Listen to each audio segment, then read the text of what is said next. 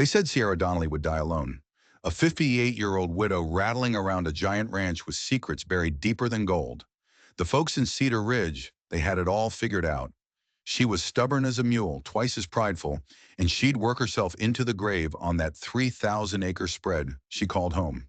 They were wrong, dead wrong, because the summer of 1887 was about to change everything, and it started with the sound of a tired horse and a man slumped in the saddle bleeding.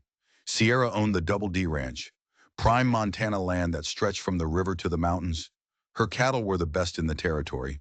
Her name was on the deed to half the businesses in town, the general store, the mill, the lumber yard. Sierra's money built them. But you'd never know it to look at her. She wore the same three-patch cotton dresses. She chopped her own firewood. Her ranch house was modest, the whitewash peeling, the front steps sagging. She kept her fortune locked away tighter than a bank vault, and she kept her heart locked up even tighter. 15 years. 15 years since her husband passed. 15 years of sunup to sundown work, milking cows, mending fences, tending her garden. Her hands were rough, her back ached, and her bed was cold. Every single night. The townspeople kept a respectful distance. The women would nod at church but never invite her for coffee. The men tipped their hats but hurried on past. Her independence was something to admire from afar, not something to get close to. One July afternoon she was in her garden, the sun beating down, her basket overflowing with tomatoes and beans. Everything growing wild, more than she could handle alone. And that's when she saw it. A flicker of movement at the front gate. A rider. Approaching slow. Slumped over his horse like he was carrying the weight of the world. Sierra set down her basket, her hands shielding her eyes. The rider wore a dusty hat pulled low. As he got closer, she could see he was young, maybe 30. Broad shoulders, long legs loose in the stirrups, and a dark, ugly stain spreading across the front of his shirt. Blood. Sierra's practical nature kicked in. She walked to the gate, her boots crunching on the gravel. This was Montana. Trouble had a way of finding you, whether you went looking for it or not. The rider pulled up his horse. He touched the brim of his hat with a hand that trembled. "Ma'am?" His voice was rough, cracked. "Apologies for the intrusion. Might I trouble you for some water?" Up close, his face was pale under a few days of stubble. Dark circles under his eyes. The blood on his shirt was dried to a rust brown, but there were fresher specks on his vest. "You're hurt," Sierra stated. It wasn't a question. The cowboy tried to smile, but it was a weak, pathetic thing. "Just a scratch, ma'am. Nothing that won't heal." Sierra had lived on the frontier a long time. She knew a man on the run when she saw one. His eyes had that hollowed-out look.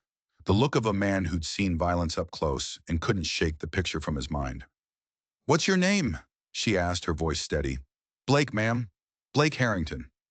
"Well, Blake Harrington, you look like you've been ridden hard and put away wet. Get down from that horse. I'll see to that wound properly." He hesitated.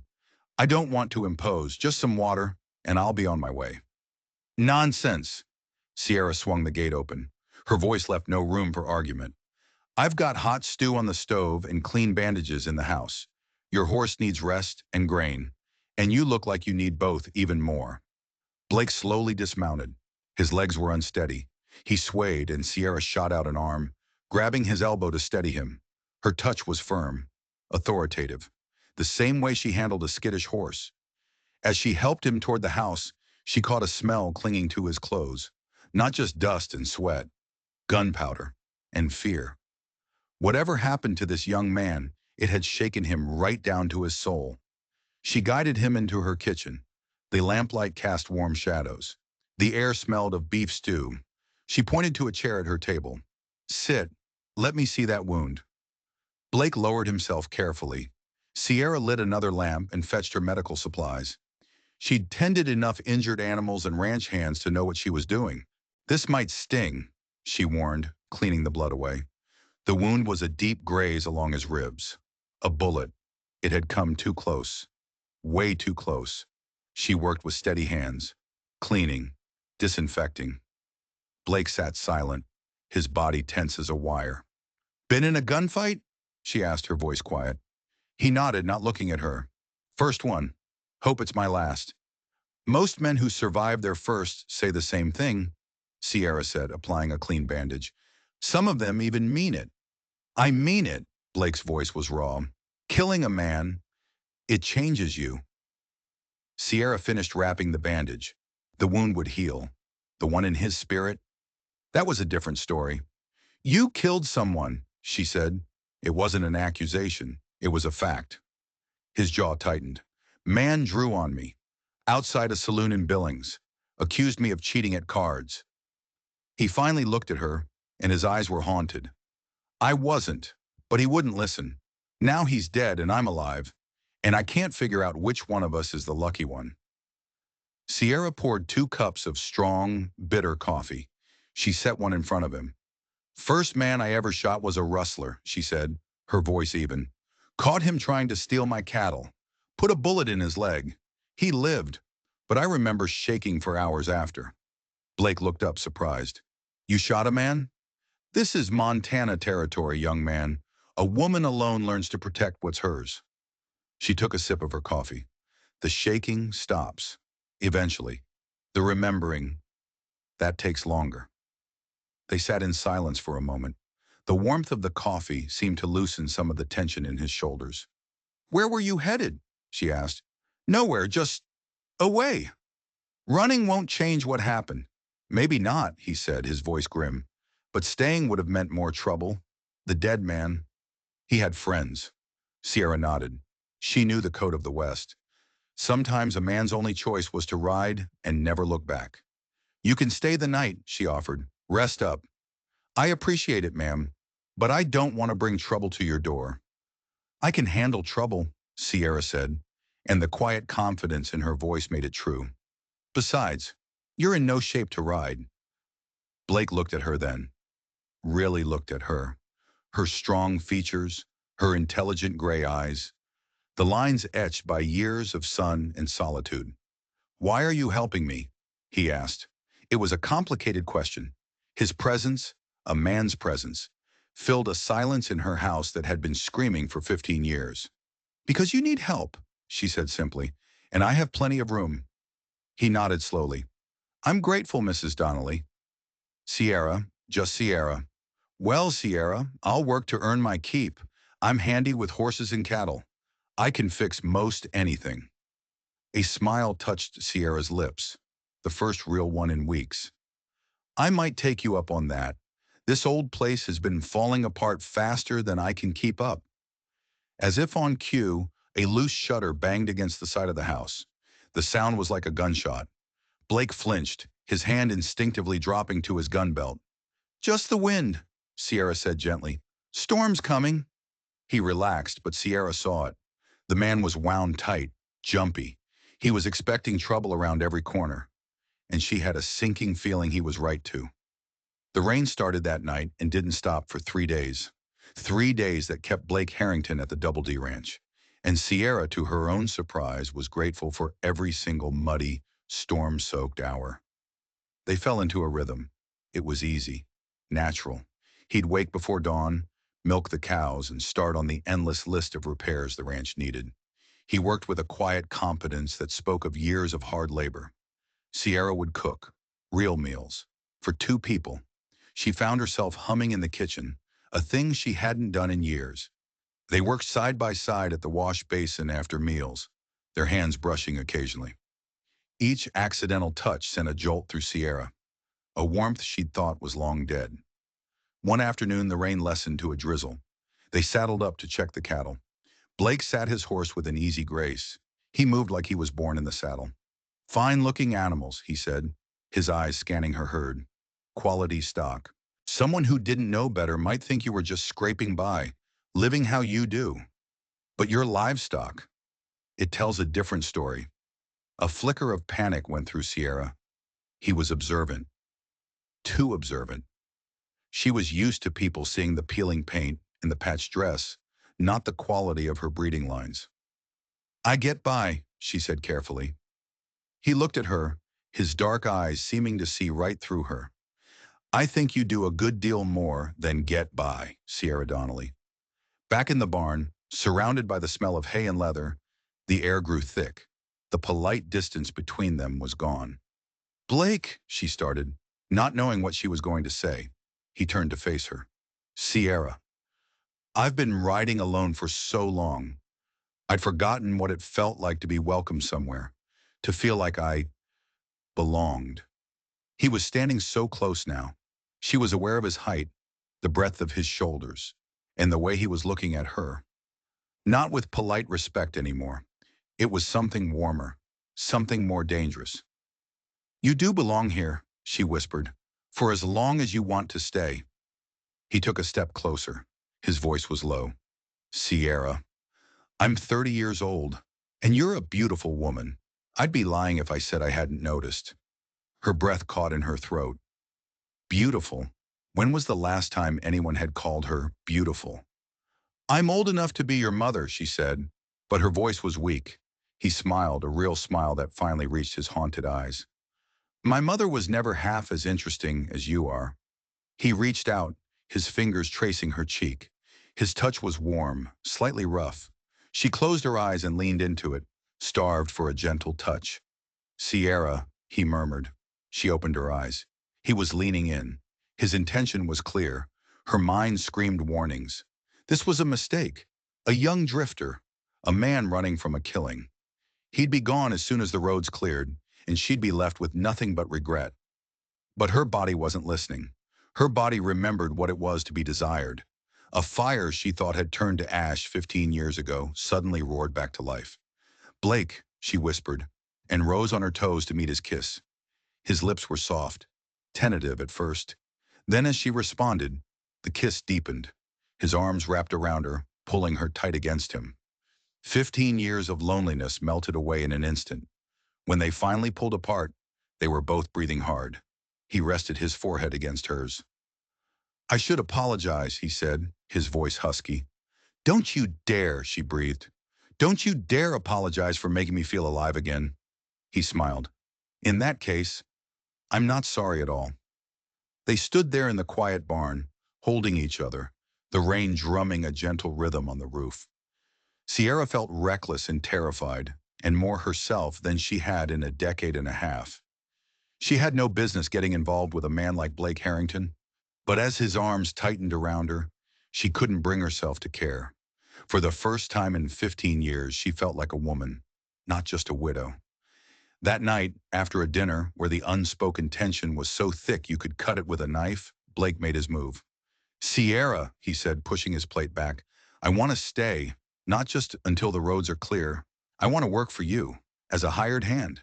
She was stunned. "Blake, I can't afford—" "Don't," he cut her off, his voice earnest. He leaned across the table, covering her hand with his. "You don't manage fine. You work yourself to the bone. This place needs 2 pairs of hands. Let me help. Let me earn my keep." His touch was electric. "Why?" she whispered. "Why here?" His thumb traced circles on the back of her hand. "Because for the first time in 12 years, I don't feel like I'm running from something. I feel like I'm running towards something." The honesty in his voice was a physical blow, but fear held her back. "Blake, I'm nearly 60 years old. You're 30. What happens when you meet some young woman your own age?" His hand tightened on hers. His gaze was intense. "What makes you think I haven't already met the woman I want to settle down with?" Her heart hammered against her ribs. He stood and came around the table, kneeling beside her chair. "I know it's fast. I know it's crazy. But Sierra, I haven't felt this way about anyone in my entire life. You're strong and beautiful and kind. And when you look at me, I feel like I'm the man I always wanted to be." Her defenses crumbled. It was too much. It was everything she had secretly longed for. "I know you've been lonely," he murmured, cupping her face in his hands, "just like me. And I know that when you kissed me yesterday, it felt like coming home." He kissed her then, a kiss filled with promise and a desperate searching need. When he pulled away, her mind was made up. Practicality be damned. "All right," she whispered. "You can stay." His face lit up. He kissed her again, quick and joyful, then pulled her to her feet. "Dance with me," he said, a mischievous glint in his eyes. "Blake, I haven't danced in 15 years." I doubt you've forgotten how, he said, humming a waltz and taking her in his arms. They moved around the small kitchen, his humming the only music, and she laughed. A real, genuine, joyful laugh. The sound surprised even herself. When had she last felt this happy? As he spun her around in the warm lamplight, she felt the last of her reservations melt away. For the first time in years, she wasn't facing the future alone. But she had no idea that the trouble Blake was running from was already on its way. And it wasn't just coming for him, it was coming for her. The next morning, while they were mending a fence in the north pasture, Blake asked her a question that made her blood run cold. Sierra, he said, leaning on his hammer, why did you never remarry? A woman like you. I can't believe there weren't men interested. She chose her words carefully. There were a few, but they were interested in my land, not me. So I stopped encouraging visitors. He turned to face her fully. Their loss, he said, with a simple sincerity that made her throat tighten. She knew this was the moment. He was offering her his heart. He deserved the whole truth. Blake, she said, her own heart pounding, I need to tell you something. I'm not the poor widow everyone thinks I am. She told him everything. The ranch, the businesses in town, the land holdings all over the county. She watched his face, waiting for the greed to appear in his eyes. The calculation, but it never came. When she finished, he was quiet for a long moment. Then he let out a low whistle. So you're telling me you're rich? Very rich, she admitted. He grinned, a wide, honest-to-God grin. Well, that explains the quality of your livestock. He picked up his hammer again. Your money doesn't change how I feel about you, Sierra. If anything, it makes me respect you more. Relief washed over her, so powerful it almost buckled her knees. He leaned in close, his voice a playful whisper. Ma'am, I reckon it'll take more than a pile of money to intimidate this old cowboy. That evening, sitting on the porch as the sun set, she felt a peace she hadn't known was possible. They talked for hours, sharing secrets. He told her he could read Latin, taught by his schoolteacher mother. She admitted she wrote terrible poetry in secret. He was peeling back her layers, and she was letting him. As darkness fell, he took her hand. Walk with me. They strolled down to her overgrown vegetable garden, the night air cool and sweet. After my husband died, she found herself saying, the silence out here was oppressive, like the land itself was holding its breath. He stopped and turned to face her in the starlight. And now? Now, she whispered. It feels full of possibilities. He reached up, his fingers gentle on her cheek. Sierra, I'm falling in love with you. Hard and fast and completely. I know it's crazy. I know it's too soon. But I can't help it. Tears pricked her eyes. The words were there, on the tip of her tongue. Words she'd thought she would never say again. But before she could speak, a sound cut through the night. The thunder of hoofbeats, a lot of them, coming fast. Blake's entire body went rigid. He pushed her behind him, his hand already on his gun. Get in the house, he hissed. Now! Blake, what is it? It's the friends I told you about, he said, his eyes scanning the darkness. And they didn't come for a friendly chat. A man's voice roared from the darkness, a voice dripping with menace. Harrington, we know you're in there. Send out the murderer. Another voice, colder and more calculating, cut through the night air. And tell the old woman her time squatting on my land is over. Cyrus Blackwood has come to collect. Sierra's blood turned to ice. Cyrus Blackwood, the ruthless cattle baron who had tried to buy her husband out years ago. The man who had threatened him. The man her husband had been riding to meet the day he'd had his accident. Blake, she whispered, her voice trembling. The man you killed in Billings. Who was he? Blake didn't take his eyes off the darkness, where the silhouettes of a dozen armed riders were now visible. His voice was grim. His name was Owen Blackwood, and I'm guessing that makes Cyrus his father. The pieces crashed together in Sierra's mind. This wasn't a random gunfight over cards. This was an assassination, and Blake had just been the unlucky soul who got in the way. Or was he? They think you're just some drifter, Cyrus Blackwood's voice boomed again. But I know what you are, Harrington. I know what you did. A cold knot of fear and suspicion formed in Sierra's stomach. "Blake," she said, her voice low and dangerous. "What is he talking about? What did you do?" Blake finally looked at her, and the haunted look in his eyes was back, worse than before. "I wasn't just a cowboy passing through Billings, Sierra," he said, his voice heavy with the truth he'd kept hidden. "I was there looking for you." The world tilted under Sierra's feet. "For me? Why?" "Because your husband hired me a week before he died," Blake said, the words hitting her like stones. "He hired me to investigate Cyrus Blackwood. He was convinced Blackwood was going to kill him for this land, and he wanted me to make sure that if he did, Blackwood would pay." The night exploded. Gunshots erupted from the darkness, splintering the wood of the porch railing. Blake shoved Sierra to the floor, covering her with his body as bullets whizzed over their heads. "They're not here to talk," he yelled over the gunfire. "Get to the root cellar." Her mind was reeling. Her husband had known. He had hired a protector, an investigator, and that investigator was Blake. He hadn't stumbled upon her ranch by accident. He had come here on purpose. Was any of it real? The kindness? The courtship? The love? Or was it all just part of the job? Another volley of shots tore through the thin walls of her house. "Go!" Blake roared, pushing her toward the kitchen. "I'll hold them off." She crawled on her hands and knees, the sound of gunfire deafening. She reached the trapdoor to the cellar, her heart a wild animal in her chest. She looked back. Blake was crouched by the window, firing back into the darkness with a calm, deadly efficiency that was terrifying to watch. This was not a simple cowboy. This was a man who knew how to fight, a man who knew how to kill, a liar.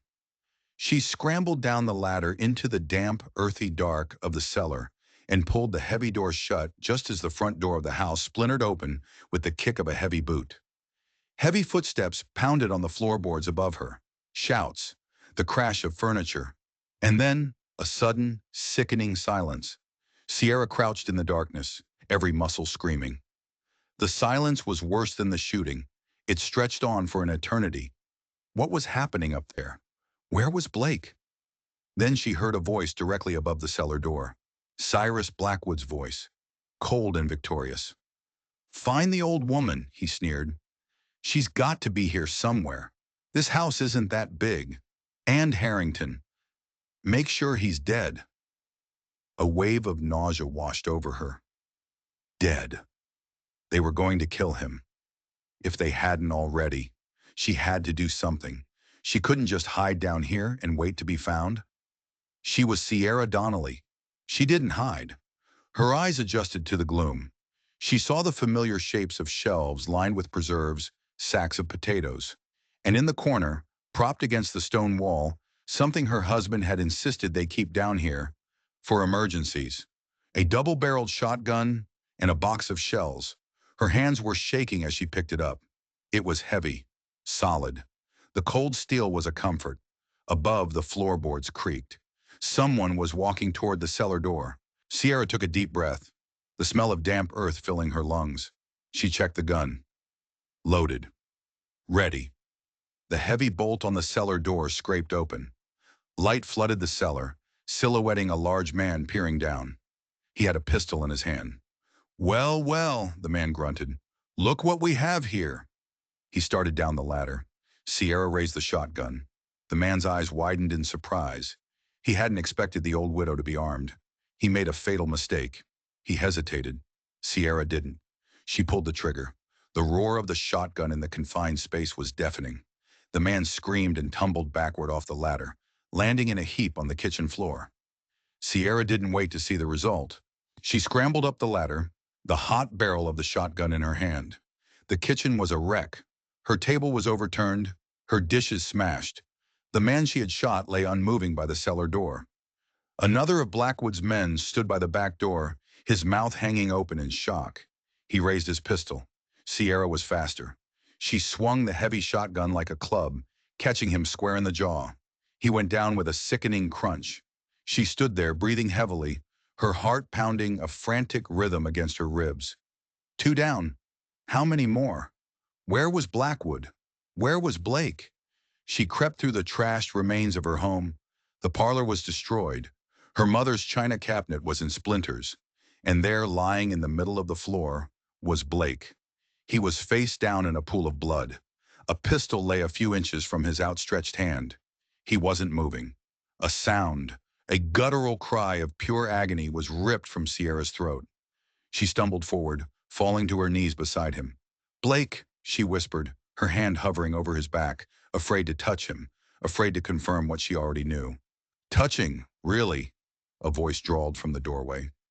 Sierra's head snapped up. Cyrus Blackwood stood there, a smoking pistol in his hand. He was a big man, dressed in an expensive suit that looked out of place in her ruined home. His face was a mask of smug satisfaction. "He put up a good fight. I'll give him that," Blackwood said, nudging Blake's body with the toe of his polished boot. "But not good enough. Pinkerton agents never are." Pinkerton. So that's what he was. Not just an investigator, a manhunter. "He told you, didn't he?" Blackwood chuckled. "That your pathetic husband hired him? It's true. Frank Donnelly was getting to be a nuisance. Always whining to the sheriff, trying to prove I was pressuring him. So I had to silence him." The confession hung in the air. Cold, brutal, casual. "His horse spooked," Blackwood said with a shrug. "Tragic accident. And now you'll have one too. A fire, terrible thing. You and your hired hand trapped inside." He raised his pistol, aiming it directly at Sierra's heart. "This land will be mine," he said, "one way or another." Sierra stared down the barrel of the gun. This was it. This was the end. She thought of Blake, of the life they could have had, the laughter, the love. All of it turned to ash. Anger, hot and pure, burned through her grief. "You won't get away with this," she spat. Blackwood laughed. "My dear woman, I already have." He started to squeeze the trigger, and then the body on the floor moved. Blake groaned, pushing himself up on one elbow. Blood streamed from a gash on his head, but his eyes were open, and they were filled with a cold, murderous rage. Blackwood stared, his jaw slack with disbelief. "But I shot you." "You grazed my head," Blake grunted, reaching for his fallen pistol. "You should have aimed for the heart." Blackwood panicked. He swung his gun from Sierra to Blake, but Sierra had already moved. With a scream of fury, she launched herself at Blackwood, swinging the heavy shotgun. The stock connected with his gun hand. There was a crack of bone. The pistol flew from his grasp, skittering across the floor. Blackwood roared in pain and backhanded her, sending her sprawling. He lunged for the gun, but Blake was there first. He snatched up the pistol, his movement surprisingly fast for an injured man. He leveled it at Blackwood's chest. "It's over, Cyrus," Blake said, his voice a low growl. Blackwood froze, his eyes wide. He looked from Blake's gun to Sierra, who was slowly getting to her feet, murder in her eyes. He was trapped. "You think you've won?" Blackwood snarled, backing away. "You have no proof. It's your word against mine." "Oh, I think we have a little more than that," a new voice said from the doorway. Sheriff Brody stood there, flanked by two deputies, their guns drawn. Behind them, peeking out nervously, was Mallory Benton from the general store. "Heard the commotion," the sheriff said, his eyes taking in the scene. "Mallory here came and got me. Said it sounded like a war had broken out." He looked at the bodies in the kitchen, at Blackwood, at Blake holding the gun. "Looks like she was right." Blackwood's face went pale. "Sheriff, this is a misunderstanding. This drifter attacked me." "Funny," Sheriff Brody said, stepping into the room. "Heard you confess to murdering Frank Donnelly just a minute ago, and threatening to kill his widow. My deputies heard it too. So did Mrs. Benton." The trap had sprung. Blackwood looked around wildly like a cornered rat. He saw there was no escape. His empire, his power, it was all gone. With a final, desperate roar, he lunged not at Blake, but at Sierra. He grabbed her, pulling her in front of him as a shield, a knife appearing in his hand, as if from nowhere. He pressed the blade to her throat. "Let me walk," he screamed, "or the old woman dies right here." Blake's face was a mask of cold fury. He kept the gun trained on Blackwood, but he couldn't get a clear shot. "Let her go, Cyrus," he said, his voice dangerously calm. "Drop the gun," Blackwood shrieked, his eyes wild with panic. "Drop it, or I'll cut her." The blade bit into Sierra's skin. A thin line of blood trickled down her neck. She didn't flinch. She looked straight into Blake's eyes. There was no fear there, only trust. Blake slowly, carefully lowered the pistol and set it on the floor. Blackwood laughed, a high, unhinged sound. "Fool!" he cackled, starting to drag Sierra toward the back door. "You should have let me kill you when I had the chance." But as he backed away, his boot caught on the edge of a bearskin rug. A rug Sierra's husband had shot years ago. A rug she had always hated because she was always tripping on it. Blackwood stumbled. Just for a second, his grip on her loosened. The knife pulled away from her throat. It was the only opening she needed. Sierra drove her elbow back, hard into Blackwood's ribs. He grunted, the air rushing out of him. She stomped down with her heavy boot, crushing the bones in his foot. He howled in agony, his hold on her breaking completely. She spun away from him just as Blake launched himself across the room. He hit Blackwood like a freight train, and the two men went down in a tangle of limbs.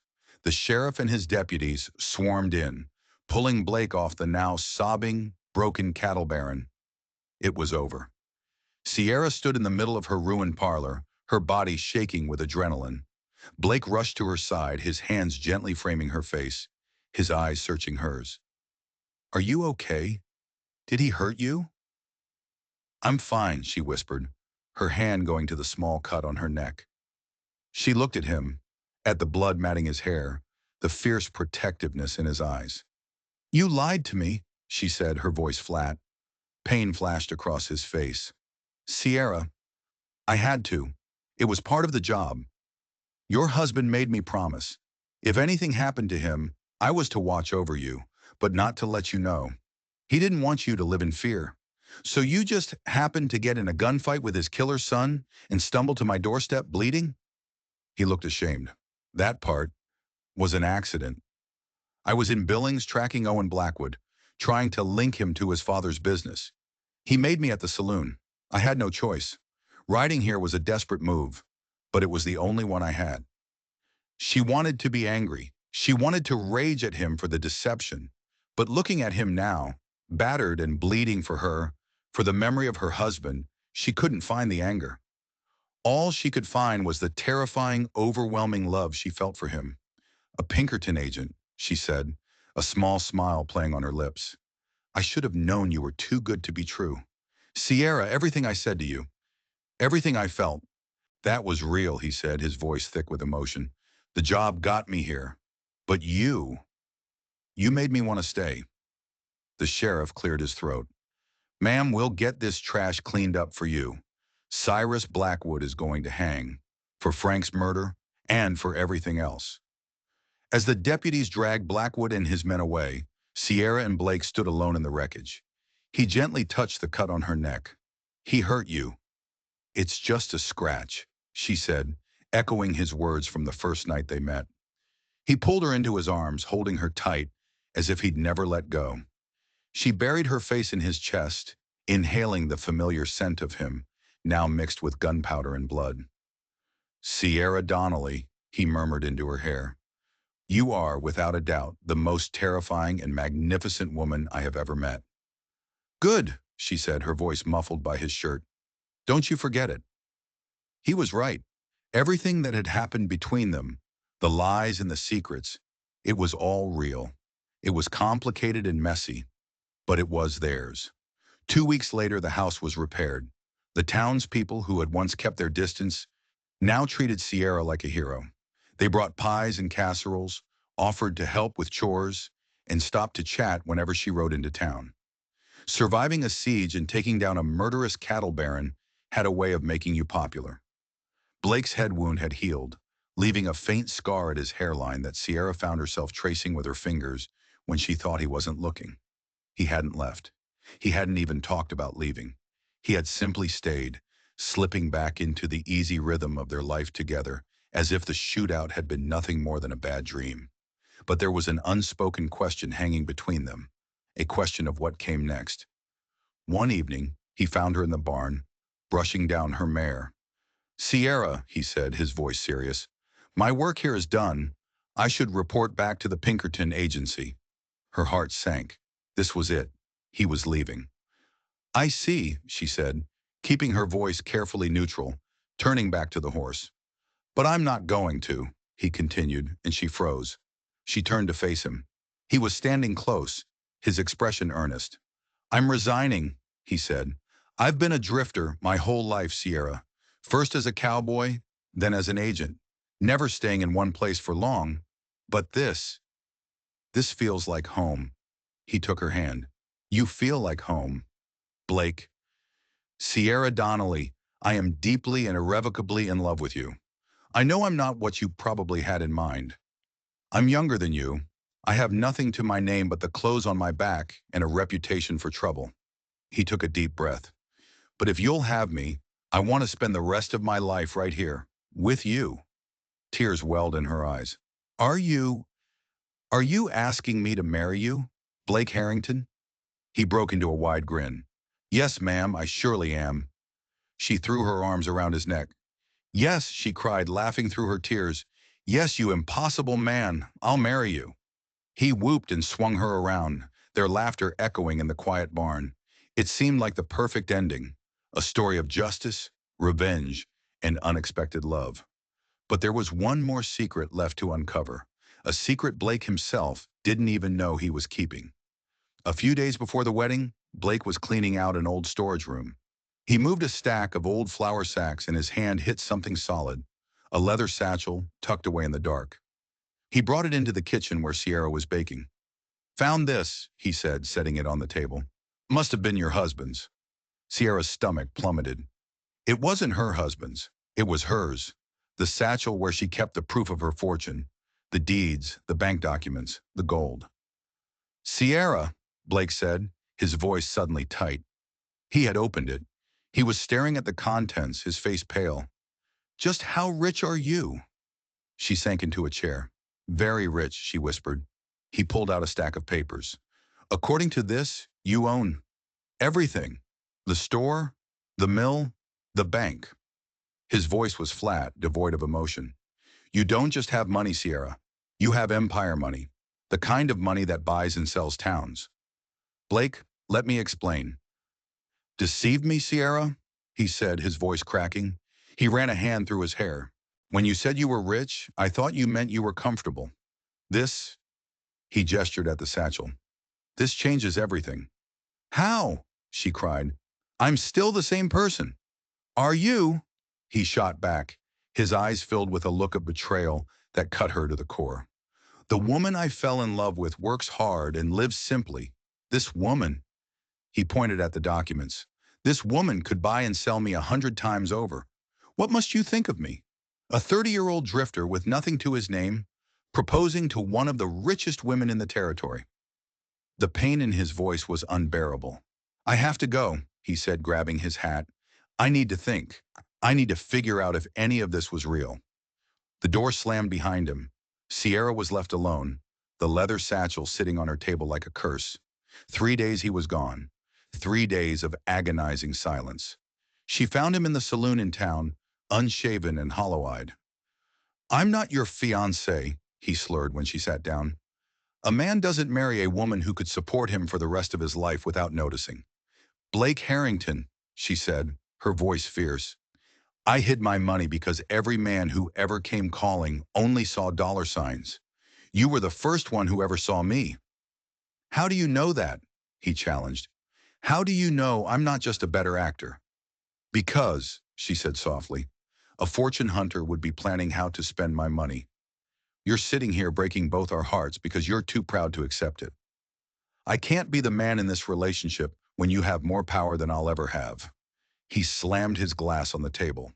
That's when her own temper flared. Who asked you to be the man? I don't need a provider, Blake. I've been taking care of myself for 15 years. I need a partner. Some partnership when one person holds all the cards, he shot back. She stood up, her chair scraping loudly. You're right. This won't work. Not because of my money, but because you're too damn proud to believe a woman could love you for who you are. Money be damned. She walked out, leaving him sitting in the dark saloon.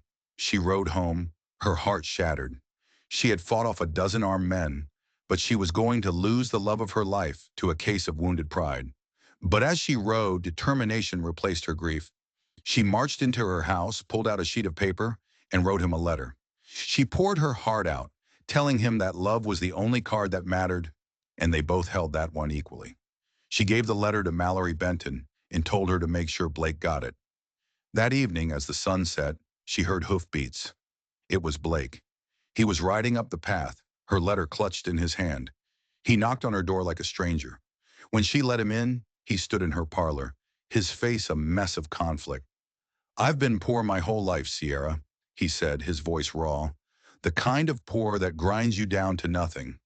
When I found out about your money, it terrified me, because I realized I would be depending on you, and I swore I would never be that helpless again. Love is about depending on each other, Blake," she said, stepping closer. "It's about choosing to be vulnerable." "I know that now," he said, his voice thick with tears. "I spent 3 days imagining my life without you, and it nearly killed me. I don't care about the money. I love you." He took her hands. "Sierra Donnelly, will you please forgive a stubborn fool and marry him anyway?" She launched herself into his arms, kissing him with all the pent-up fear and love of the past few days. "Yes," she sobbed. "Yes, you impossible man." He held her face in his hands. "I promise," he said.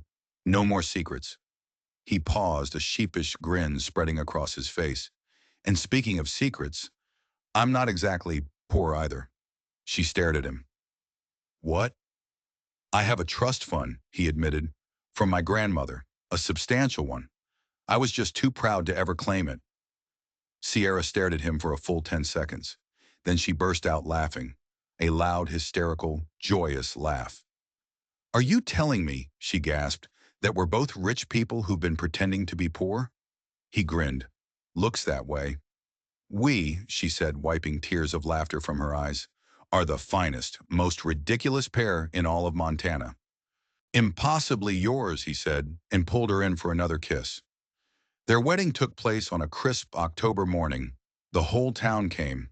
Sierra wore her mother's wedding dress, and Blake wore a new suit from Chicago. During the reception, Jenna Corbett from the next county over pulled Sierra aside. "I hear congratulations are in order for more than just the wedding," she said with a wink. Sierra blushed and placed a hand over her still flat belly. At 58 years old, she had thought it was impossible. But the frontier, in her love for Blake, had a way of making impossible things happen. The doctor had confirmed it just last week. She was carrying Blake's child. Years passed. The Double D Ranch, once a place of silence and solitude, was now filled with the chaos and laughter of 3 children. Twin girls Rose and Lily, and a boy, Kyle. One spring morning, Sierra stood on the porch, bouncing 3-year-old Kyle on her hip, watching her 5-year-old daughters try to put a bonnet on a very uncooperative chicken. Blake came out of the barn, a wide smile on his face. Fatherhood suited him. He had taken to it with a wholehearted enthusiasm that filled Sierra's heart to bursting. "What's all this commotion?" he asked, scooping up Lily, who had managed to get the chicken stuck on her head. As he untangled his daughter from the indignant bird, Sierra felt a wave of pure, unadulterated contentment wash over her. Her life, once so empty, was now impossibly full. That night, after the children were tucked into bed, they sat on the porch swing, Blake's arm around her. "Do you ever regret it?" she asked softly. "All of this?" He looked at her, his eyes shining in the moonlight. "Sierra Harrington," he said, his voice low and full of love. "The only thing I regret is not finding you sooner." She smiled, leaning her head on his shoulder. "Even though I needed such careful gardening," she teased, remembering the foolish, mortifying words that had started it all. He grinned and leaned down to whisper in her ear, "Ma'am, tending your garden has been the greatest privilege of my life." They sat in comfortable silence, watching the stars blanket the Montana sky. A family built on secrets, forged in gunfire, and bound by a love that was stronger than any fortune. If you enjoyed this story of love and secrets on the frontier, do me a favor and hit that subscribe button. You never know what other strange and mysterious tales are just waiting to be told.